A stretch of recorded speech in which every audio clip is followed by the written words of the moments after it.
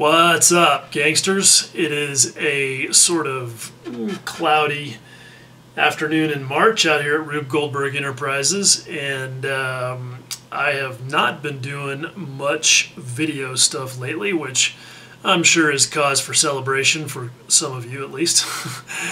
But I've got a video that I need to do because I've been promising it to somebody for a while.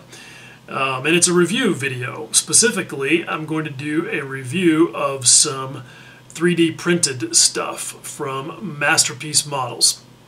Now, if you're not familiar with Masterpiece Models, I've mentioned them a time or two. That it is owned and run by a really nice guy named John Geigel. John is not only a member of Scale Modelers Critique Group, but he is one of the main administrators on the Tamiya Model Magazine International Facebook group. And his business is really interesting to me. They produce some kits. They are all real short-run resin kits. They do real, I guess, just you could say kind of esoteric stuff. Like they do dinosaurs. They do little diorama kits. He's got like a 1/35th scale Waco glider that's really cool. He just came out with a new kit of a crane or a steam shovel, I think. It's really, really neat. But it's all really cool stuff, and John brings years and years of expertise at industrial model making to the space. And by that I mean that he does a lot of really big models, a lot of like 1-to-1 scale stuff for businesses that need, models for trade shows, that type of thing, models. He does a lot of models for museums. He's built like full-size Mars lander models for museums, models of the space shuttle, just really cool stuff. And so he has a pretty broad perspective on model making in general, and he's always fun to talk to. But he also does quite a bit of 3D printing as part of his process. And he uses it for creating master patterns for resin castings and things like that. And he will also do custom 3D printing services. He uses both FDM and SLA. And, I can't do a review of any 3D printed parts without at least doing a little bit of a primer on 3D printing itself, because it's something where there's a lot of confusion, and I've been loosely at least involved with it for a long time. It's not brand new like a lot of people think. I did my mechanical engineering master's thesis on rapid product development using 3D printing, and that was 25 years ago. The very first patents were filed on 3D printing in the mid to late 80s.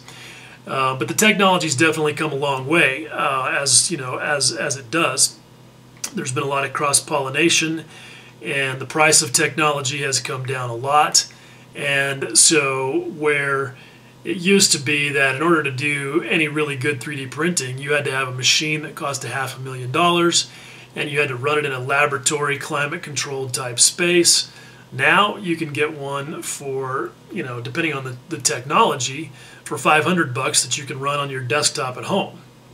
Now, that's where the confusion comes in, though, because people tend to talk about 3D printing as if it's all the same.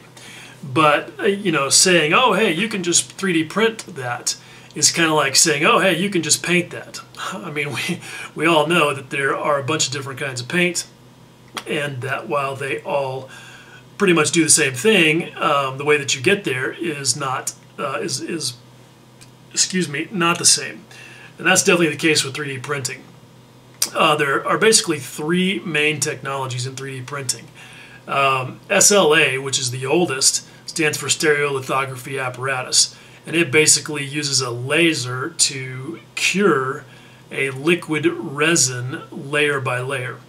And so if you can imagine, it's kind of like epoxy, except that it's resin that cures by exposure to UV light, and the laser just goes around and draws each layer, and it moves it up, and draws the next layer, and so on. And there are some variations on that technology, but that's basically what SLA is. SLS is another laser-based technology, but it uses the laser to melt a thermoplastic powder layer by layer. And that's typically as nylon because it's the powder that works the best. But it's, the technology is also used for other types of plastics in certain applications. Waxes are sometimes possible, and even direct to metal with very, very powerful lasers. And the great thing about SLS technology is that while SLA tends to provide a really good surface finish and really high detail resolution, SLS provides you with really strong parts that are really good for works-like prototypes as opposed to looks-like prototypes, and it can be pretty useful in that respect for real-world engineering applications. Not so much for what we do. FDM also is another technology that is good for works-like prototypes because it also uses thermoplastics for the most part, and it stands for fused deposition modeling. And what it does is it basically uses a plastic string that is fed through a heated nozzle that goes around and draws each layer to build the part up layer by layer.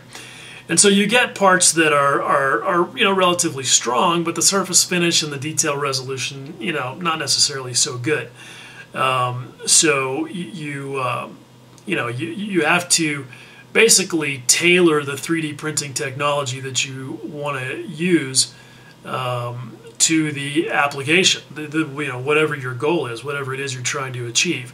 And so it's good to kind of understand a little bit of the basics at least, so that just like with paint, you can select the one that's going to be the most effective for the job you need to do. So with all that said, what I'm going to show you here for the most part is stuff that was run off of John's SLA machine. But I do have an FDM part from him as well that I can show you that will give you a little bit of an idea of how they compare. So with that, let's take a look. Okay, so here we go. This is what I've got. This is the project that I've been working on. This here is the Tamiya 1/6 scale Honda Monkey. And I'll expound on that in a second here, but this is the FDM part that I wanted to show you just to kind of get that out of the way. This is a thing that John made for me. Actually the surface finish on this is really pretty good. And this is a really tough, I think it's probably ABS. So it's great for something like this drill bit holder that I made using Fusion 360, which is CAD software that I work with. But you can see here on top what the surface finish is kind of like. You can see those build layer lines in there. They are even more visible on the bottom if I can turn it over without spilling all the drill bits.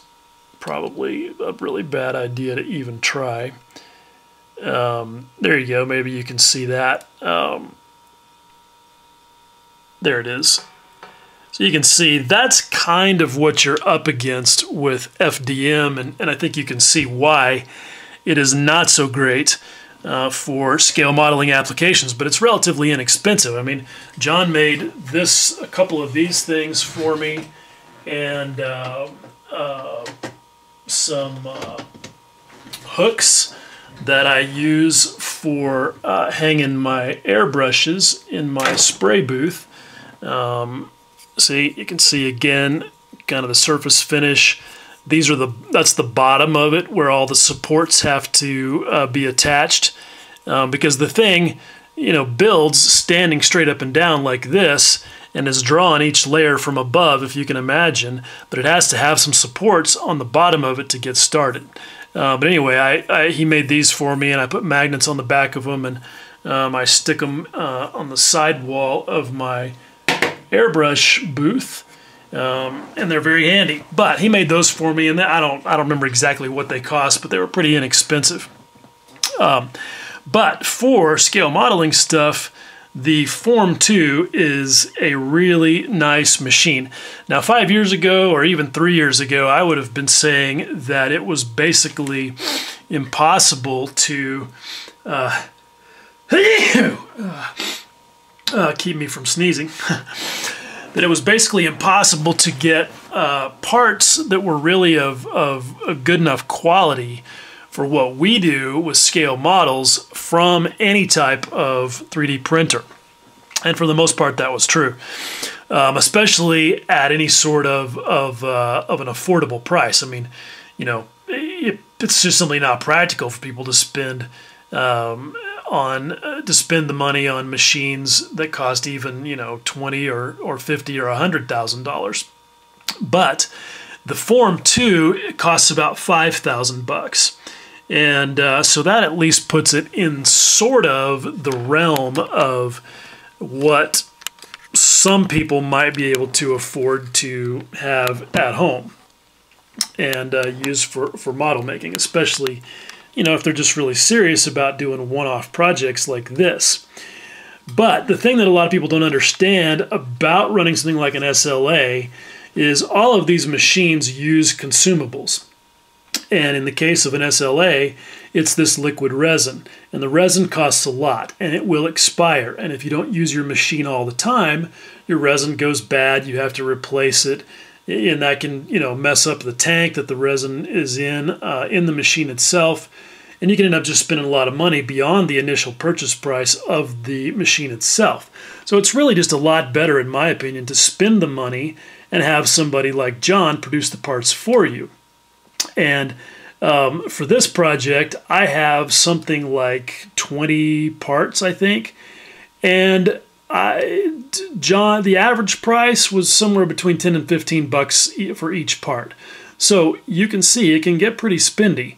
I mean, I'm spending $200 or $300 to have custom parts made for this model. But it's really important to me. This is a project that I've been working on for a few years, just off and on. I have a vision for what I want. It's going to be, you know, a totally custom motorcycle type project, and so I'm willing to spend that money. But you can see, you know, kind of where the economy of scale comes in.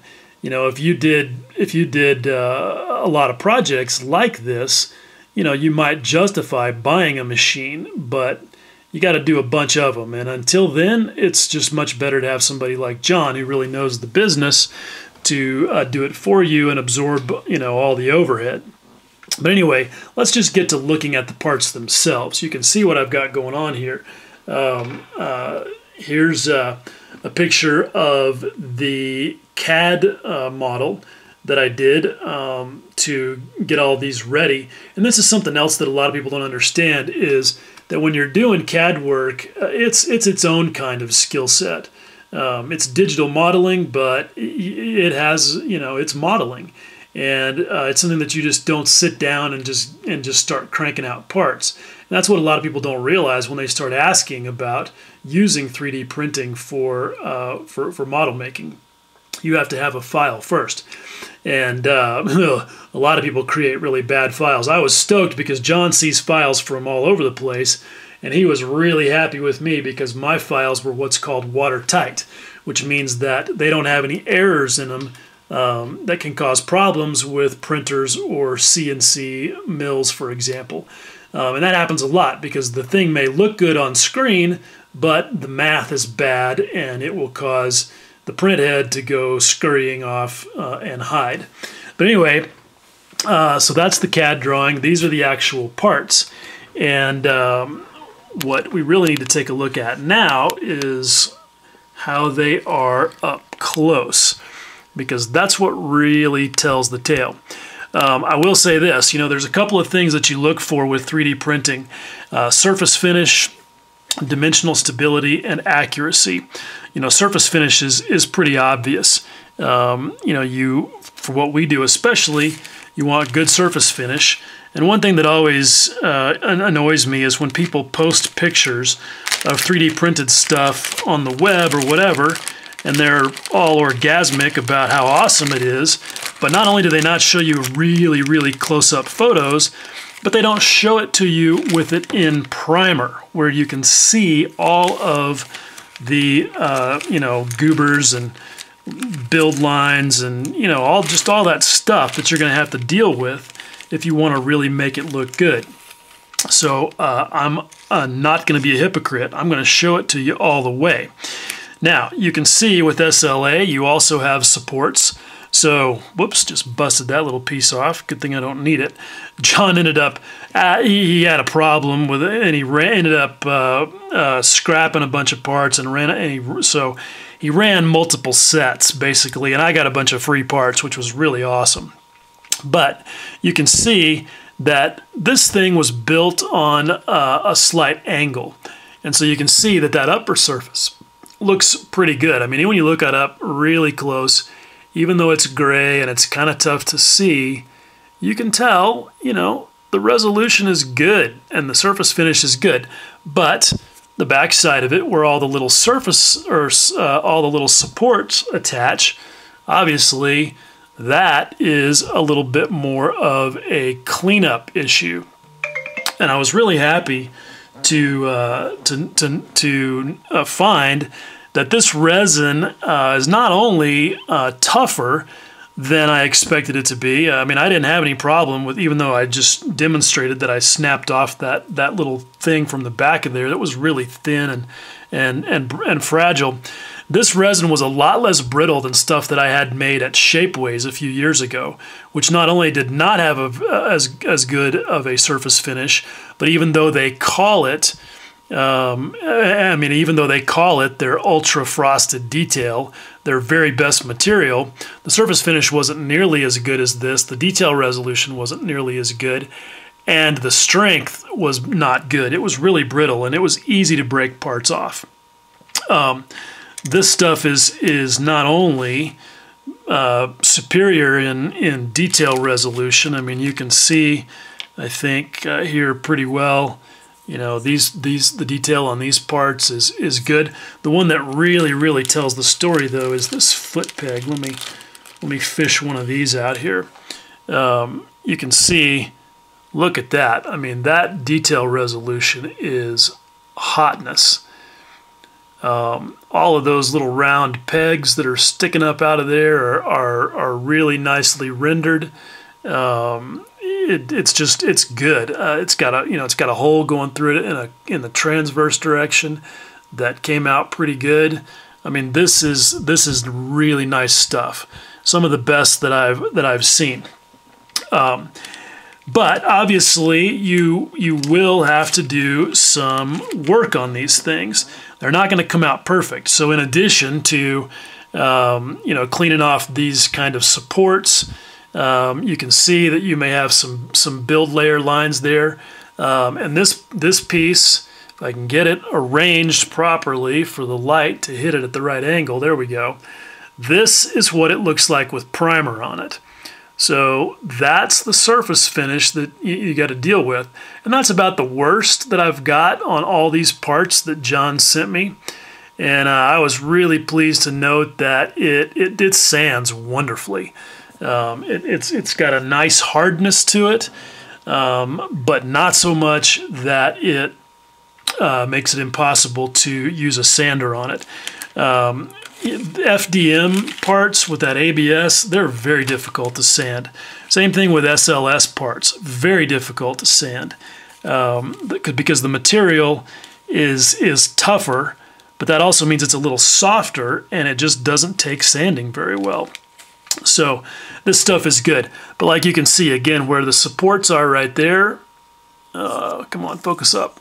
Supports are, that peg is supposed to go into the hole on the bottom of the seat, and so before that can happen, there's a little bit of cleanup to do. But once I did the cleanup, I was really pleased to find that the accuracy was really good. There you can see the hole there. I didn't have to open that hole up. I think maybe just a little bit of clean out with a drill bit was all I had to do.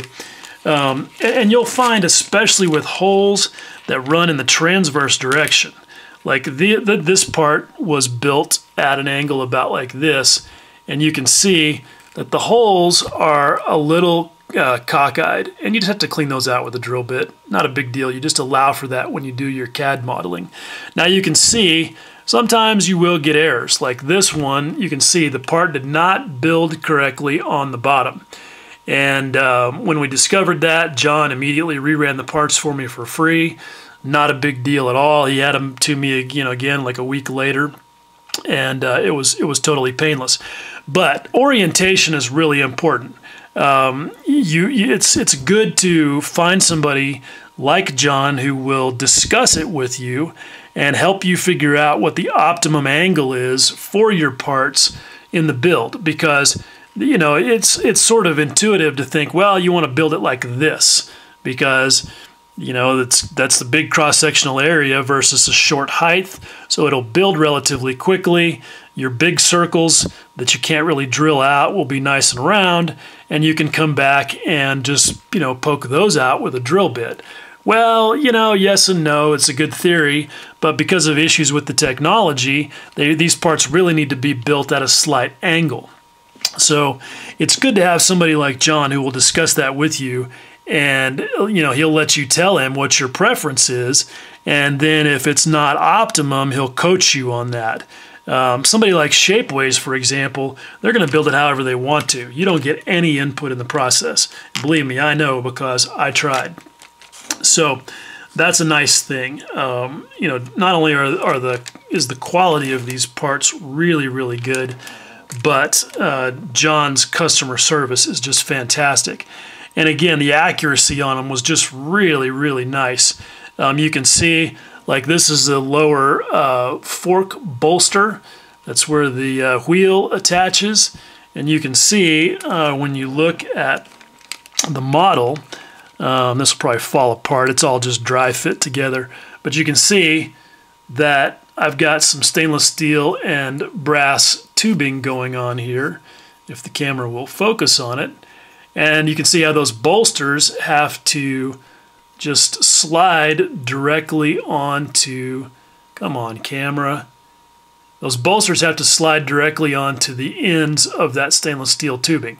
It was perfect. I didn't have to do any clean out of those holes at all. They slid on with a nice light press fit, so perfect for dry fitting. Same thing with the big holes in the triple clamps there where the outer fork tube slides through.